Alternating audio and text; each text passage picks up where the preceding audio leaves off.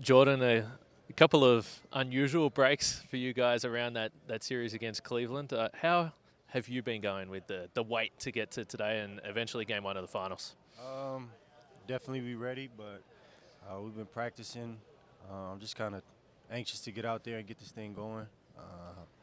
We handled our business in these last two series where we had some time in between, so it's been interesting for us. But we've been competing and staying ready, and been locked in this whole time.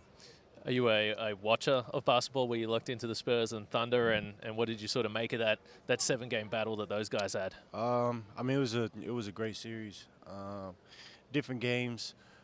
Played every game with the guys sitting out through injuries for the Thunder.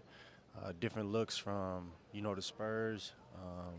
Victor um, being himself and being a impact player that he's been all season in this league. So definitely a young team coming into its own.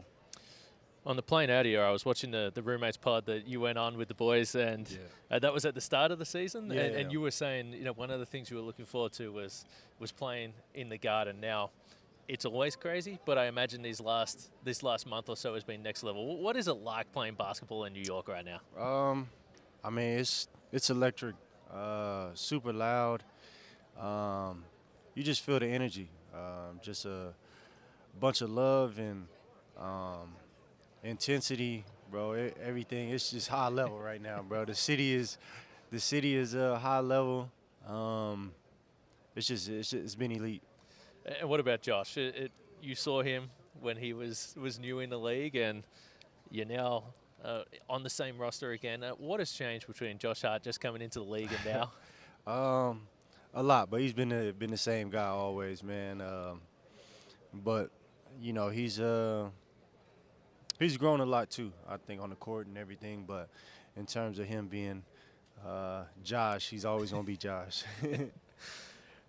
When you have a couple of tough seasons, and you went on that run with Utah where you're in the playoffs, every year, and then you had a couple of down seasons, what does that change for you when you get back to a winning environment and just appreciating being on a team that has a chance?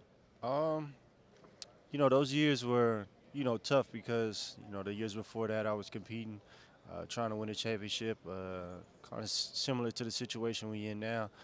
Um, it is tough for a competitor, but being able to turn the switch on for me again and be around these guys and seeing their mentality and locking back in, it was an easy transition for me to get back into this and get ready to compete.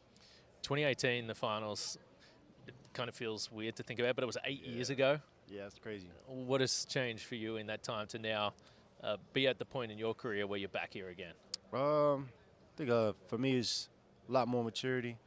Um, Coming in, think I was like 24, 23, 24. My first playoff appearance period, and just a lot of learning that uh, I had to do, and you know now being in the league for 12 years, being in the playoffs, coming back to this is really full circle, and um, just a whole different experience for me because I've been there before and been through a lot and have the experience.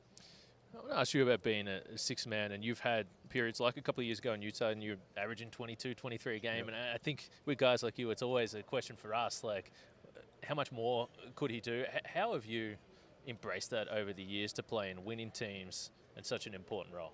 Um, for me, it's just finding work. If that's me going to have to average 20 and scoring that, or if it's crashing the glass, or if it's picking up full, doing the small things, I'm able to do all those things. And I think I'm just trying to do whatever any team needs and continue to do that and try to impact winning. I have to ask you about Joe Ingles now. I remember when Yeah. you win the six man, he was your hype guy. Yep. We all love him, obviously, Yep.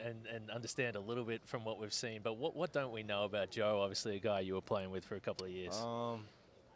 Joe is, I mean, as everybody knows, he's a character for sure. Um, but nah, man, he was one of my best teammates I've ever had, and uh, amazing dude off the court, family man, bro. He's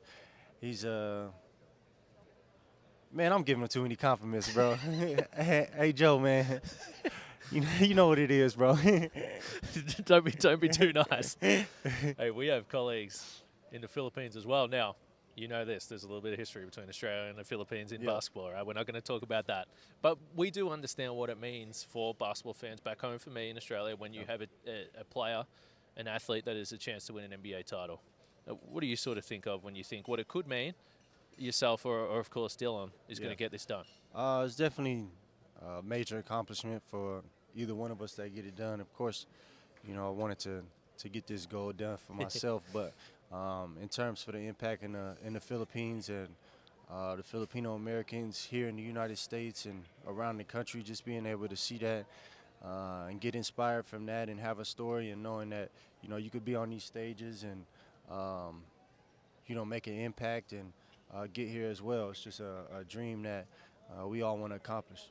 And you were a rookie in LA. You came in, you're starting almost straight away. You're an impact player. When you see Dylan Harper is 20 years of age, what sort of stands out to you about what he's been able to do? Just a lot of maturity. I think, he's really locked in.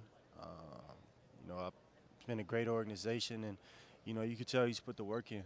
And, you could tell he's been around the game. He watches a lot. So, it's been fun for me to watch, but, we're ready to compete. Last one I got for you, Jalen Brunson. I mentioned Josh in the podcast they do. He seems like such a chill guy from the outside, but he carries a lot of weight and responsibility playing in New York. Yeah. What have you viewed from him as a leader and carrying all that pressure? He's been a great leader to everybody, being able to talk, communicate with everybody, including the coaches. I've seen him, on multiple film sessions, be very vocal and communicative with the coaches and everybody. So I think he's been a great job of leading us, knowing that he has, a lot on his shoulders, but we're here to support him and, help him whatever he needs. Jordan, I can't imagine what it's like to be a New York Knicks player right now, but I can tell you we're all excited to see you guys out here. So no doubt, man. Enjoy it. Look forward to game one. Appreciate it, bro.